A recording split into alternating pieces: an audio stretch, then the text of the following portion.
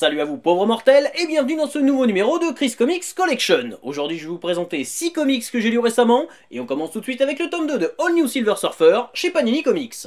Dan Slott et Michael Red achèvent ici une série qui aura eu le mérite de ne pas trop souffrir des events à rallonge que Marvel nous assène régulièrement, se développant de façon quasi autonome dans un univers toujours plus partagé. Et ça fait du bien, le surfeur, toujours accompagné de Dawn Greenwood, va céder aux démons du jeu sur une planète casino et jouer avec l'espace et le temps sans forcément imaginer les conséquences de ses actes. Une série belle, poétique, intelligente et d'une qualité rarement égalée dernièrement, qui est pour moi l'une des meilleures productions de l'ère Marvel Now. Les fans d'univers cosmique et de Doctor Who trouveront dans cette série de quoi assouvir leur soif d'espace et de paradoxe. Et pour les autres, il s'agit tout simplement de l'une des plus belles histoires d'amour de l'univers Marvel. Bref, si vous voulez une bonne série Marvel, lisez All New Silver Surfer. Panini Comics nous propose de découvrir les premières aventures des New Mutants avec cette intégrale 1982-1983. Regroupant le graphic novel servant d'introduction et les 10 premiers épisodes de la série, ce volume nous propose de suivre les premiers pas de Rocket, Karma, Solar, Felina et Psyché à l'école du professeur Xavier. Les X-Men sont portés disparus. Charles Xavier décide alors de regrouper de nouveaux adolescents dotés de pouvoirs mutants, mais sans reproduire les erreurs du passé. Seulement, les jeunes recrues vont bientôt devoir faire leurs preuves, en affrontant différents adversaires, dans des épisodes qui nous en apprendront un peu plus sur certains d'entre eux.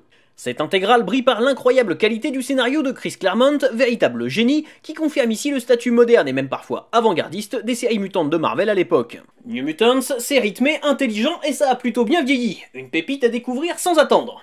On enchaîne avec le tome 3 de Giant Days, mon éternel coup de cœur chez Achilleos. Vous le savez, je suis totalement fan des aventures de Daisy, Esther et Suzanne. Dans ce troisième tome, les copines de fac tentent de changer la donne dans les élections du syndicat des étudiants, rencontrent une vieille copine d'Esther au mode de vie assez agité et partent en camping pour affronter les dangers de la nature. Dit comme ça, je vous l'accorde, ça a l'air bien simpliste. Et pourtant, Giant Days est d'une finesse assez rare, ce qui en fait une série à la fois drôle et touchante. Les personnages sont super attachants et leurs interactions sont toujours pleines de justesse. Tout ça rend l'ensemble très frais et hyper agréable à lire, quels que soient vos goûts en matière de bande dessinée. Je pense de plus en plus à consacrer une vidéo entière à cette série parce que je sais pas vraiment vous expliquer pourquoi, mais Giant Days, ça marche, voilà, ça marche.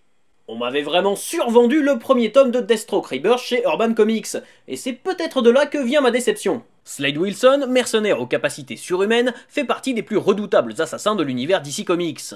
Ce premier volume de la série Rebirth revient en partie sur l'histoire familiale de Deathstroke, mêlant passé et présent pour construire une intrigue tout à fait consistante. Ses anciens alliés, ses ennemis, ses enfants, tout le monde en veut à Slade Wilson. Seulement, si le scénario de Christopher Priest est plutôt bien ficelé, son choix de narration à coup de flashback pas toujours très clair aura sans doute tendance à embrouiller le lecteur néophyte. Graphiquement, on est sur quelque chose de beau et efficace qui devrait convenir à tout le monde, et ça, c'est un très bon point. Deathstroke est certes une bonne série, mais j'ai aussi envie de dire qu'elle n'est qu'une bonne série parmi d'autres, loin d'être aussi percutante que ce qu'on m'avait promis. Au final, ce premier tome n'est pas vraiment mauvais, mais il ne m'a pas franchement donné envie de lire la suite. On reste chez Urban Comics avec le tome 8 de Saga. Marco et Alana doivent faire face à une situation difficile, la perte de leur enfant à naître. Prenant le chemin d'une planète en quête d'un médecin qui pourra les aider, ils vont découvrir une situation qui poussera chacun des membres de leur petite équipe à se questionner sur lui-même et ceux qui l'entourent. Si ce tome ne fait clairement pas avancer l'intrigue principale, il participe grandement au développement des personnages, et ça de façon très poussée et toujours intelligente. Abordant des sujets de société comme l'avortement ou la transsexualité, Saga pousse le lecteur à la réflexion sans jamais prendre parti. Le monde y est montré avec ses travers et ses abus, mettant souvent en évidence l'impuissance des individus face aux situations désespérées qu'ils doivent tant bien que mal surmonter. Même si la série s'éloigne parfois un peu trop de sa trame originelle, la grande qualité d'écriture de Vaughan sauve la mise et assure une lecture agréable. On termine avec Britannia chez Bliss Comics.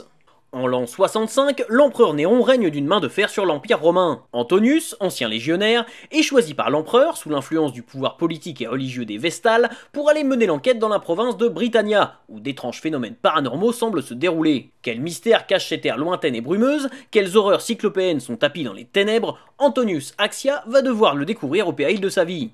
Récit dense et référencé, Britannia n'est pas forcément facile à aborder. Beaucoup d'éléments s'entremêlent et la psychologie des personnages y est aussi importante que les éléments surnaturels auxquels ils font face. Au final, Britannia est une très bonne lecture, mais elle s'adresse clairement à ceux qui cherchent ce que l'on pourrait considérer comme du comics littéraire plutôt que du pur divertissement. Si ce premier tome peut se lire comme une histoire complète, une suite est déjà prévue. Voilà, jusqu'à la prochaine fois, je compte sur vous pour avoir de saines lectures. Si vous aussi vous avez lu ces comics, n'hésitez pas à me donner votre avis dans les commentaires. Partagez cette vidéo et n'oubliez pas de vous abonner à la chaîne pour ne pas rater la prochaine.